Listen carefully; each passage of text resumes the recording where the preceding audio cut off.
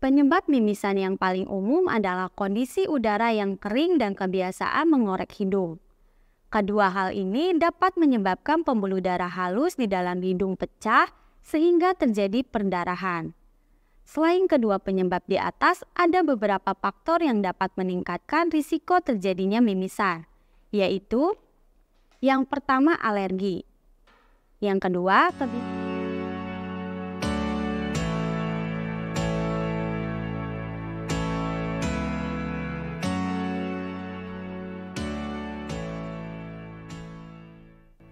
Halo sahabat sehat, berjumpa lagi dengan Mimo.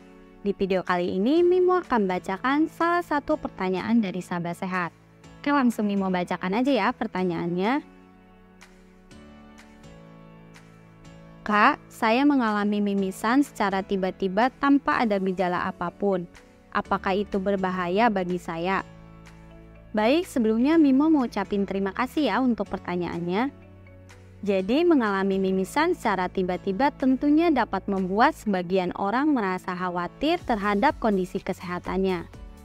Meskipun mimisan jarang membahayakan, tetapi sahabat sehat juga tidak boleh mengabaikan kondisi ini. Mimisan atau epistaksis merupakan salah satu kondisi di mana terjadinya pendarahan melalui hidung. Mimisan yang tergolong ringan dapat sahabat sehat atasi secara mandiri di rumah. Namun, mimisan yang tidak berhenti dalam waktu yang cukup lama dapat menandakan adanya gangguan kesehatan. Hampir semua orang pernah mengalami mimisan, meski begitu, kondisi ini lebih sering dialami oleh anak usia 3-10 tahun, lansia, ibu hamil, penderita kelainan darah, dan orang yang mengonsumsi obat pengencer darah. Mimisan atau epistaksis dapat terjadi pada salah satu atau kedua lubang hidung yang lamanya bisa berbeda-beda. Ada yang berlangsung hanya selama beberapa detik, tetapi ada juga yang lebih dari 20 menit. Nah, apa aja sih yang menyebabkan terjadinya mimisan? Penyebab mimisan yang paling umum adalah kondisi udara yang kering dan kebiasaan mengorek hidung. Kedua hal ini dapat menyebabkan pembuluh darah halus di dalam hidung pecah sehingga terjadi perdarahan. Selain kedua penyebab di atas, ada beberapa faktor yang dapat meningkatkan risiko terjadinya mimisan, yaitu yang pertama alergi, yang kedua kebiasaan membuang ingus terlalu kencang, yang ketiga cedera pada hidung, yang keempat bentuk hidung yang bengkok baik akibat faktor keturunan maupun cedera. Yang kelima, penggunaan obat pelega hidung dalam bentuk semprot secara berlebihan.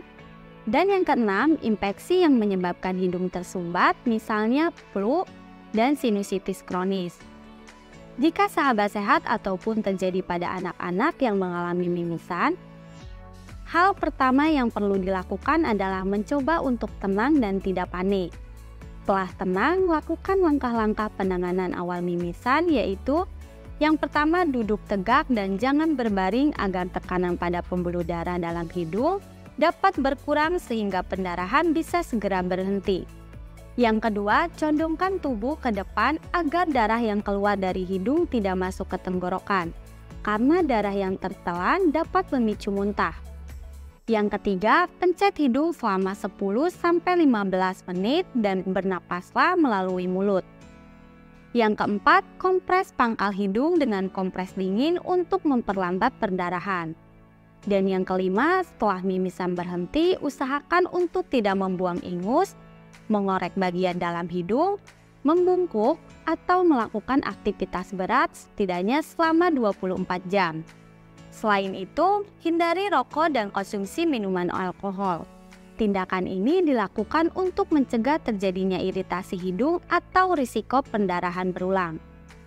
Nah, ada juga beberapa langkah sederhana yang dapat dilakukan untuk mencegah mimisan, yaitu yang pertama, berhati-hati saat mengorek hidung dan jangan mengorek hidung terlalu dalam. Yang kedua, tidak membuang ingus terlalu kencang. Dan yang ketiga, berhenti merokok. Karena rokok dapat mengurangi kelembapan hidung dan meningkatkan risiko terjadinya iritasi hidung. Semoga bisa menjawab pertanyaan sahabat sehat ya.